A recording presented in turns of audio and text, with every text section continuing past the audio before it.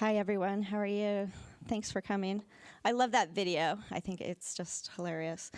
My name is Tina Monroe. I am on the Seattle DAA board, so thanks for coming again. And I am here to introduce Steve Petitpas. He is general manager for Microsoft.com Production Studios. I'll let him explain what he does there. He's been at Microsoft for 19 years. And an interesting factoid, well, most importantly, he's in his third year of being a DAA national board member, so we really appreciate all the effort he puts into the DAA at a national level as well as a local level. And in his free time, he spends time working with the Seattle Shakespearean Company, where he helps advise their board and their organization. So he's a busy man, not only in his professional life, but also in his personal life in terms of spending time with two awesome organizations. So Steve, come on up. Okay. Thanks, Tina. Yeah. It sounds like the mic is working. Okay, good morning. How's everybody doing? Yeah, so wait, good. Okay, so I am your update on what is going on with the DAA. And so I'm going to cover a couple things that the DAA has been working on a national level that I think are really important for all the members to know about, things that we're particularly excited on. Little bit quickly about what I do in my non-DAA life, which is a lot at Microsoft. I run a team in Microsoft's marketing organization that manages major parts of Microsoft.com, including all of the analytics underpinning for Microsoft.com, as well as Microsoft Production Studios. Microsoft actually has a pretty major audio and video production facility. It's the largest in the Pacific Northwest, right here on campus. So we do a lot of work there for the company and also for some external customers. Our global events team, which is also is increasingly analytics-driven kind of part of our marketing. And then my organization also includes what's called our marketing community team, which focuses on professional development for Microsoft's marketers, as well as building the community of those marketers. As Tim mentioned, I've been on the DAA. I'm on the DAA board. I've been on the board for 3 years now. It's been a great experience. It's a group that I really enjoy working with, and it is a lot of fun to get into the kind of challenges and things that we think about for the analytics profession. Something you should know about me is I am a marketer first and really an analytics business partner. I have no experience whatsoever as an analytics practitioner, but I am somebody who has who values analytics very highly. Who puts a lot of my budget and a lot of Microsoft's budget into it. And so, so you should think of me maybe a little more in that context as someone really thinks about how do you get the business value out of analytics. And as I mentioned, analytics are very much at the core of what we do with Microsoft.com. It's Microsoft.com, not surprisingly, being the 10th most visited website in the world, is a big data operation. So it's pretty much like the video we just saw all the time.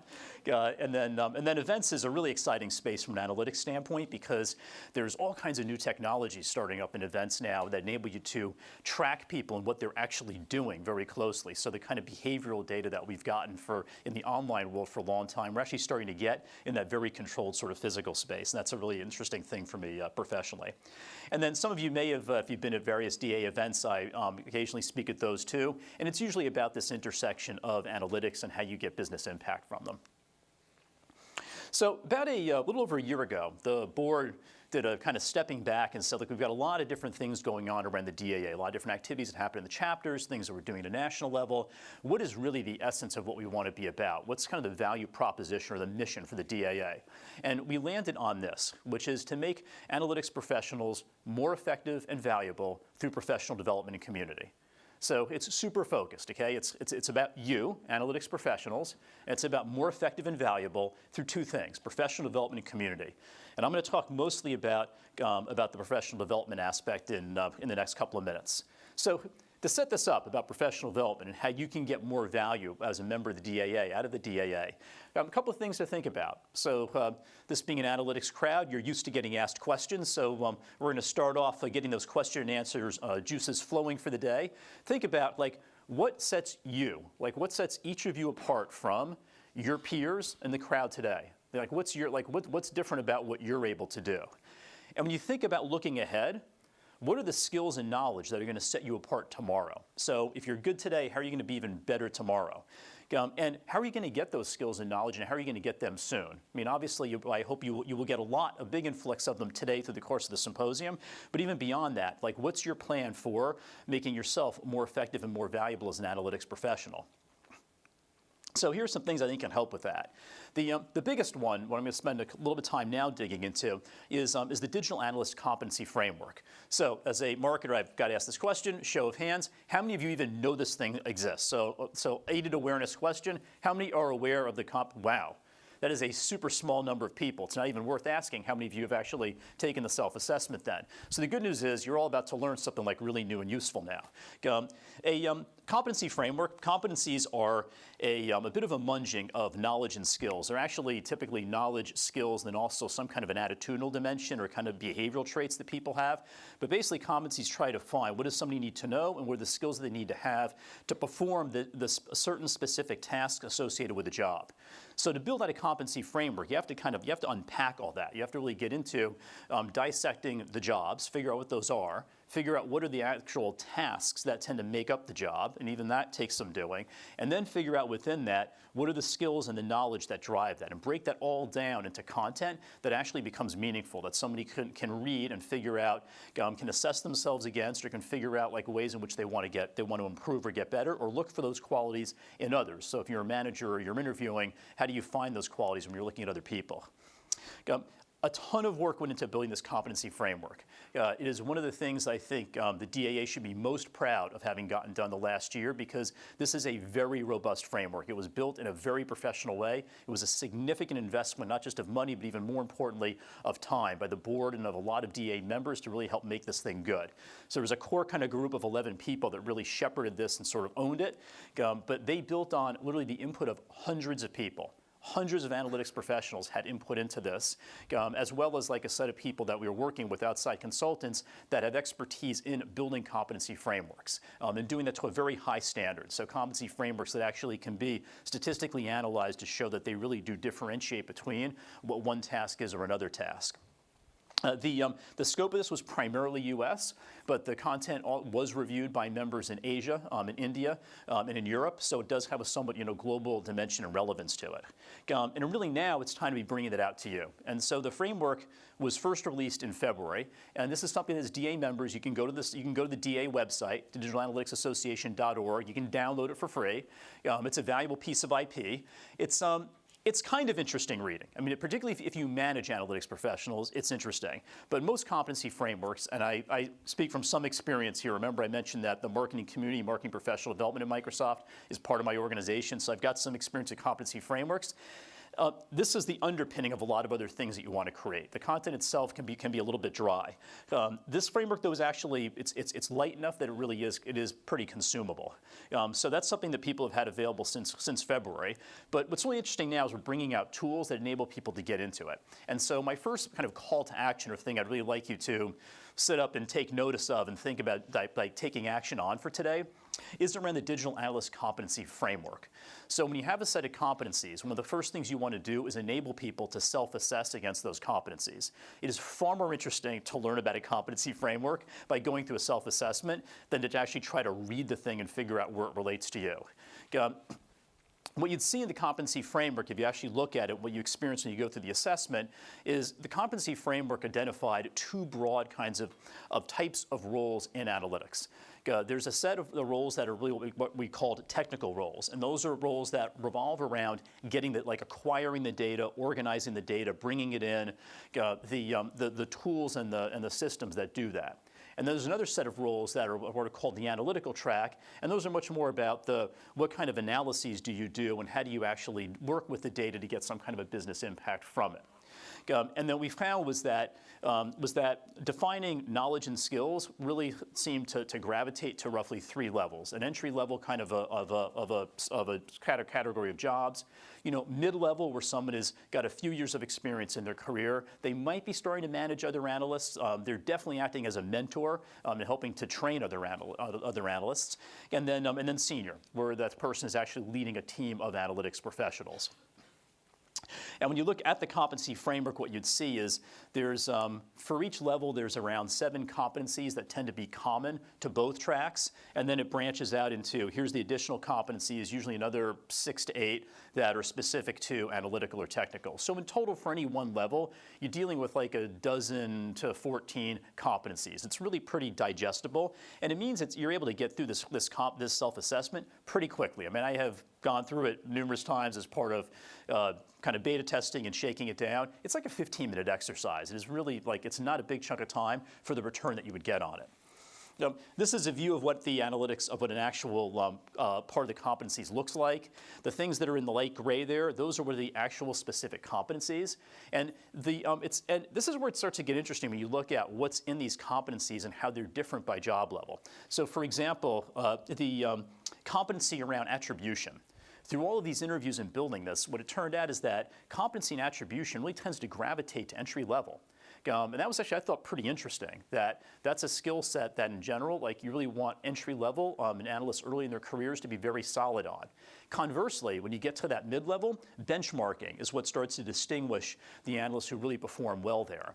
And at a senior level, something I just loved was this word prognostication, which is, I get kind of a foretelling the future. Comes up numerous times.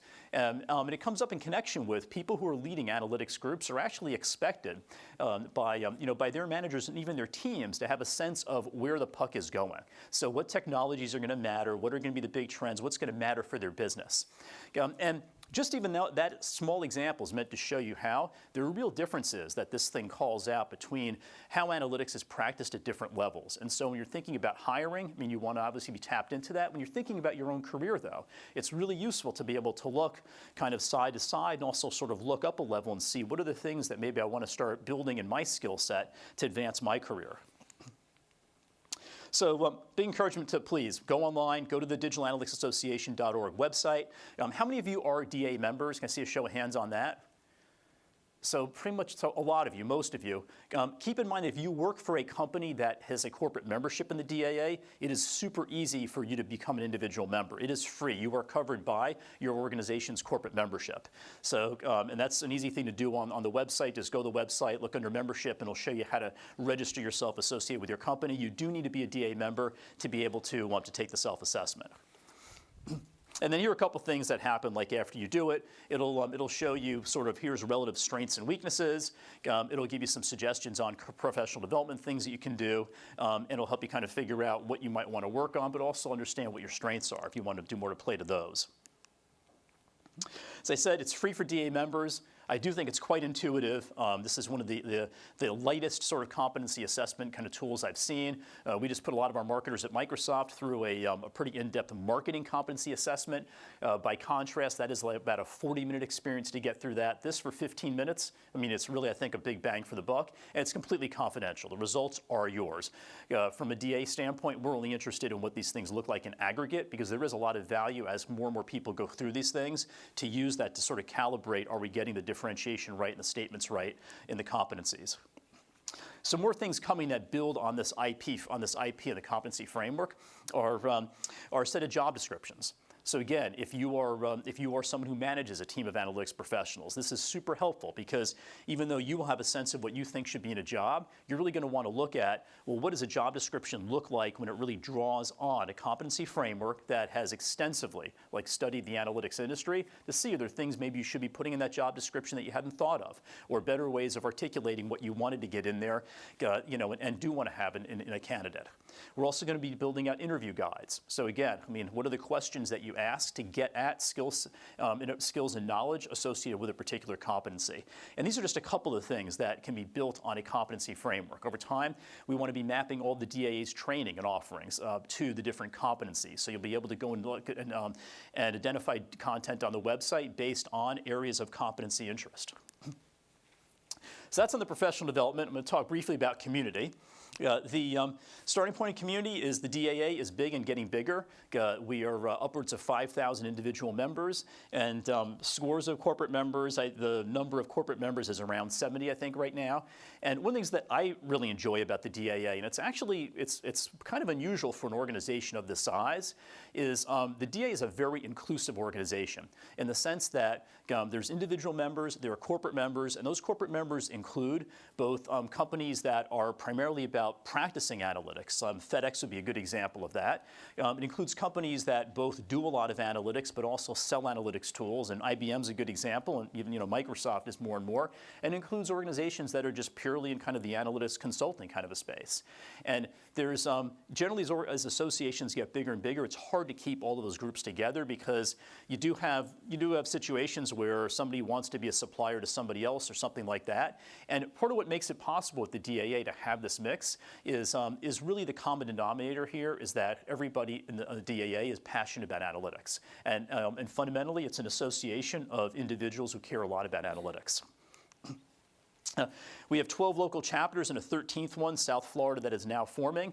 South Florida is actually going to be holding their first symposium. They have graciously decided to do that in January. So I'm looking forward to going to their symposium. Yeah, but it's exciting to see more and more chapters growing, more and more symposia, more and more kind of activity of the DAA nationally. Some of the educational offerings from the DAA, a lot of these are accessible right through the website. So we have various webinars. We had a series of thought leader conversations. These typically take place, as you can see, for kind of an hour over sort of a lunchtime. And they're a chance to hear somebody who's a leader in the analytics field speak. There's we've done a lot with community this past year. And again, show of hands, how many of you have actually looked at the DAA community kind of stuff? Yeah, not a lot. You really want to go check this out. We hired a community manager. Actually, to give her credit, she sort of came to us, looked at our communities, came back and said, here are all these measures and ways in which I can increase activity in the communities, and she has blown away those goals. And the community now is a very vibrant kind of a place. I mean, I like using it just to go and ask questions. I mean, it's a great place if you're wondering about something. At one point I was trying to figure out how exactly does YouTube count views. You go, you post the question. I mean, you'll have the answers really quickly. I mean, there are people who are spending a lot of time in this space, and so really encourage you to go check that out. It's changed dramatically in the last year. It's really become a vibrant, active place. And of course, there's a bunch more stuff. And one of the things I'll just call out in this list is the professional certificate program through the University of British Columbia. This is one of the most kind of stringent and reputable sort of academic curricula around digital analytics. And there actually is a certificate that comes out. It is a very in-depth online training, very structured, high-quality university program. It does cost money to take it, but you get a substantial discount if you're a DA member. And then lastly, if you haven't joined the DA, please do join. It really is worth your while. It's good for your career. It's a way of contributing back to the profession. I think the analytics profession deserves to have its own association, and associations are stronger through more membership. So help us grow the DAA, and it'll be a good thing for your company. I mean, being part of the DAA, we're serious about that mission. It will make you more effective. It will make you more valuable. That will make you more valuable also to your company. So it's kind of a win-win thing. You can go to the association's website. It is easy to remember and hard to type, digitalanalyticsassociation.org. And as a special promotion with this symposium, if you join within 30 days, the $50 you would have paid today to attend will actually get, you'll get a $50 credit out of the $100 you spent today towards your membership. So that actually would go a long way towards covering the cost of an individual membership. And with that, I'm going to take just a few minutes for questions, then we need to get to our next speaker. Oh, it's the first speaker thing of the morning. Come on.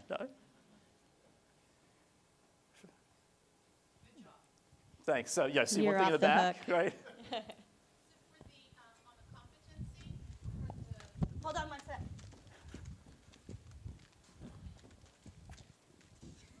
Running up those steps. For the competency, you mentioned a couple of times this kind of the senior level. You mentioned manager a few times. Does the competency assume that management is part of the leadership or senior position, or is it more about having senior level capabilities and kind of being kind of the primary driver of strategy? Sure. I think it is much more the latter. One of the benefits of working with a set of consultants that build competency frameworks is they were great about helping us keep the focus purely on competencies to do with analytics. So there's no management-related competencies. So what you'll see in those competencies is there are dimensions to them at a senior level that are a lot about influencing and leading other people. And those other people tend to be two major constituencies, other analysts, and you can read into it, okay, so that's what they would be doing if they were part of their organization. That's what they'd be doing if they were colleagues. And then also influencing the business people that senior person is assumed to be interacting a lot with. Okay, yes?